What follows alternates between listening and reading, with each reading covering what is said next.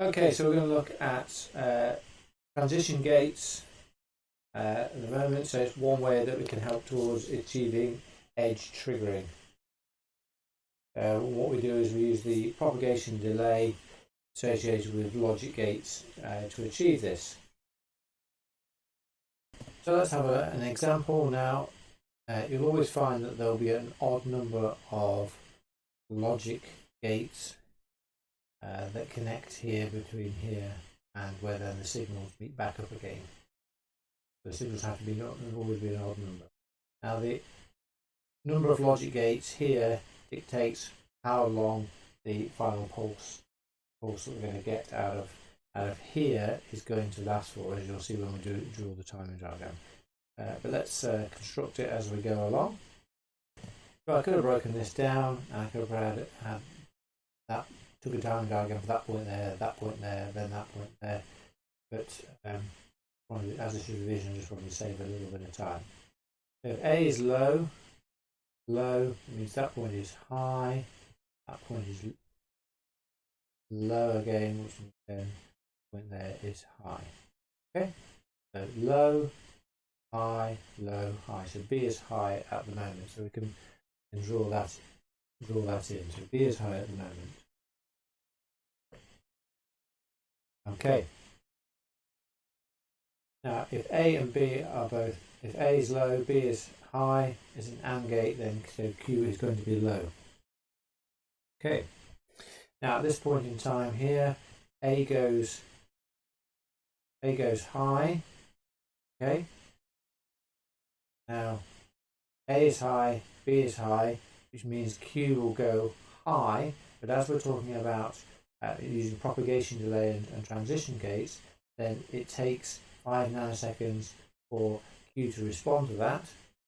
So Q will go high 5 nanoseconds later. Okay? It's high like so. Now, if we focus on B, which is a result of A, so A is now gone high, which means that will go low, that goes high, which means B then goes low, but it's got to propagate through each of these logic gates. So it's going to take 5 nanoseconds to propagate through there, 5 nanoseconds to propagate through there, another 5, so 15 nanoseconds after A has changed, B will also change, so 5, 10, 15, so just there, B will then change to a low. Okay, so we can put that in there, like so. So it means then that Q will then stay high till this point in time, while A and B are both high. However, Q won't change low at that point in time there, because it takes 5 nanoseconds to propagate, so therefore Q goes low just there. And if you see that what we've got just now is we've now got a pulse that is lasting for 15 nanoseconds, which is the number of logic gates that we've got multiplied by the propagation delay. Just take a pause for a second. Okay, so, and then this one, as we'll find out, this edge here won't make any difference to what we've got. So at this point in time, A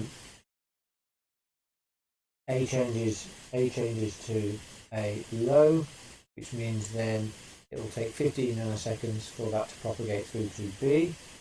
So 5, 10, 15, so B goes back to being high there.